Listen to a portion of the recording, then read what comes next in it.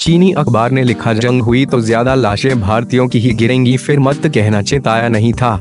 सिक्किम स्थित भारत चीन सीमा पर जारी गतिरोध के बीच चीनी मीडिया की बड़बोली बयानबाजियों का दौर थम नहीं रहा है।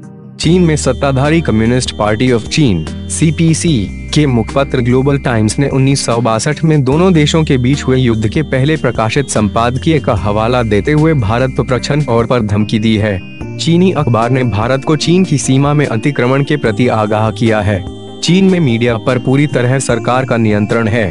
कम्युनिस्ट पार्टी चीन की एकमात्र राजनीतिक पार्टी है जिसका सत्ता पर कब्जा है। 1962 में छपे संपादकीय में if December can be tolerated what can't, अगर ये बर्दाश्त हो सकता है तो क्या नहीं हो सकता, शीर्षक के तहत 21 सितंबर 1962 को भारतीय सैनिकों द्वारा बगैर किसी उकसावे के गोलीबारी का आरोप लगाया गया था।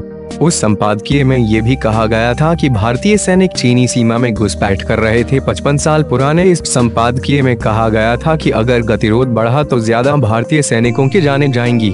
चीनी अखबार के संपादकीय ने दोनों देशों की सीमा मैकमोहन रेखा को गैरकानूनी बताया गया है। 6 जून को चीनी सैनिकों ने भारतीय सीमा में घुसकर बंकर नष्ट कर दिए थे। वहीं भारत ने भूटान के डोकलाम इलाके में चीन द्वारा सड़क बनाने का विरोध किया। चीन इस इलाके को अपना बताता रहा है। चीन इसे डोंगलांग कहता है। चीन जो सड़क बना रहा है वो भारी टैंक और सैन्य वाहनों की आवाजाही के लायक है। सिक्किम स्थित इस इलाके में भारत की सीमा तिब्बत और भूटान से लगती है।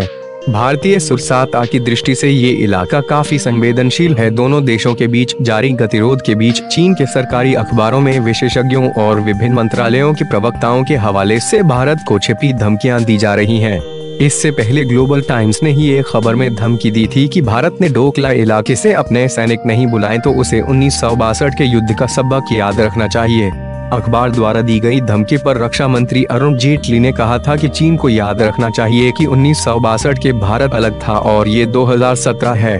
इस पर चीनी सेना के प्रवक्ता ने कहा था कि चीन भी 1962 वाला नहीं है।